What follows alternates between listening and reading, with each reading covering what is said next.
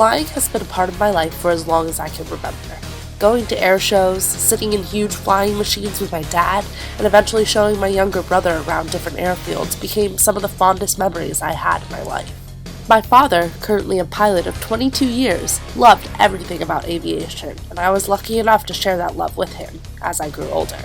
Flying for me began when I was 14.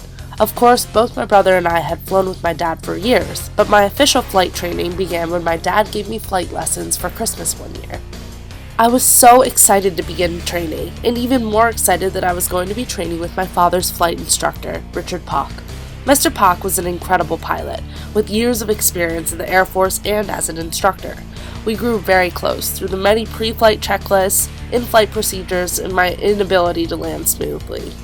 He was kind, patient, and an overall incredible person. The burnt wreckage of the small Piper aircraft sits not 50 yards from homes and apartments. Officials say the pilot and one passenger had just taken off from Brandywine Airport. Jones is live in the Digital Operations Center following the new developments. Keith, I know you have reaction from relatives of the pilot, but first let's get right to the names you now have of both men on that plane.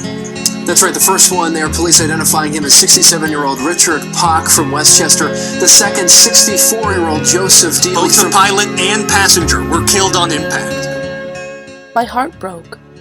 I didn't understand how something so breathtaking could steal someone out of my life forever. Something that used to make my dad and I so happy made my stomach turn with fear. That could have been me. That could have been my dad. My father, having flown with Mr. Pock for 10 years, was devastated, and I was left feeling empty and determined to never step foot inside a plane again. Just a few months after Mr. Pock's passing, I received a letter inviting me to the Aero Club of Pennsylvania's Memorial Scholarship Dinner. The scholarship would allow me to continue training once I began school at Penn State. Even with all the fear in my heart, my dad convinced me that we owed it to Mr. Pock to accept the scholarship I'd worked so hard for. It was at that very dinner that my father and I realized we would either have to get back into the sky or let aviation go altogether. Facing my fear was one of the toughest experiences of my life. With my father in the back of the Piper Archer and my new instructor as my co-pilot, I held my breath as I took off and began my lesson. With every minute that passed, my muscles relaxed and I shook out the death grip I had on the yoke. Finally, I looked to the side as I went for a bank turn and saw the little houses, thick forest, and patchwork farmland that had captured my initial love for flying in the first place. I felt relief. Of course, there was still that lingering panic, but it was masked by the sound of the propeller as I climbed in altitude.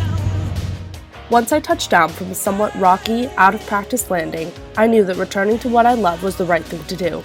Mr. Pock loved what he did, and he wouldn't change it for the world. He died doing the thing he loved most, and that's honestly all one could ask for.